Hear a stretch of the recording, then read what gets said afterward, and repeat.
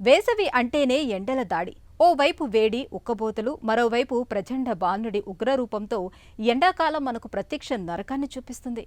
తీవ్రమైన ఎండల ధాటికి వేసవిలో మనలో చాలా మంది వడదెబ్బకు గురవుతూ ఉంటారు.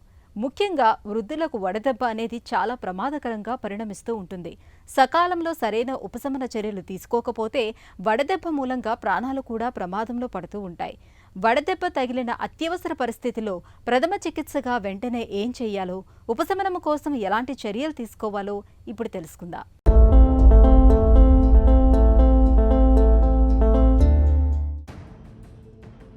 వడదెబ్బ వేసవి విసిరే పంజా ఇది. వడదెబ్బ అత్యంత ప్రమాదకరమైన ఆరోగ్య సమస్య.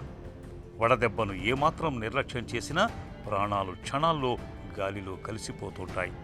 సహజంగా ఎండల వేడిని తట్టుకునేందుకు మన శరీరం చెమట రూపంలో నీటిని బయటకు పంపి తనను తాను రక్షించుకుంటూ ఉంటుంది.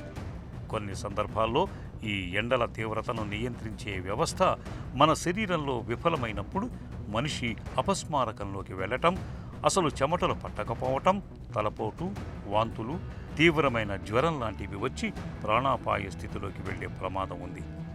వడదెబ్బ తగిలిన వారిలో శరీర ఉష్ణోగ్రత ఒక్కోసారి 105 డిగ్రీల దాకా వెళుతుంది.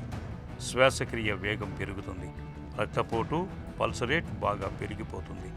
ఒక్కోసారి స్పృహ కూడా కోల్పోతుంటారు. ఈ స్థితిలో నిర్లక్ష్యం చేస్తే వడదెబ్బ ప్రాణాంతకం అయ్యే అవకాశం కూడా ఉంది. వడదెబ్బ తగిలినప్పుడు ముందుగా ఆ వ్యక్తి ఒంటిపైన ఉన్న దుస్తుల్ని తొలగించాలి. చల్లగా గాలి వచ్చే ప్రదేశంలో పడుకోబెట్టాలి. శరీర ఉష్ణోగ్రత ఎక్కువగా ఉన్నట్లయితే తగ్గించే ప్రయత్నం చేయాలి. తడిబట్ట లాంటిది కప్పటం వల్ల మంచి ఫలితం ఉంటుంది. గ్లూకోజ్ నీళ్లను లేదా కొబ్బరి బోండా నీళ్లను తాగించటం మంచిది.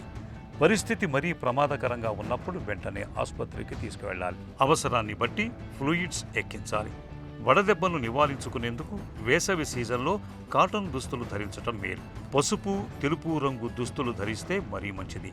నీళ్లను, ద్రవాహారాలను ఎక్కువగా తీసుకోవాలి. బయటకు వెళ్లాల్సి వచ్చినప్పుడు తప్పనిసరిగా గొడుగును వాడుకోవాలి. వేసవిలో దూరపు ప్రయాణాలు చేయకపోవటం ఉత్తమం.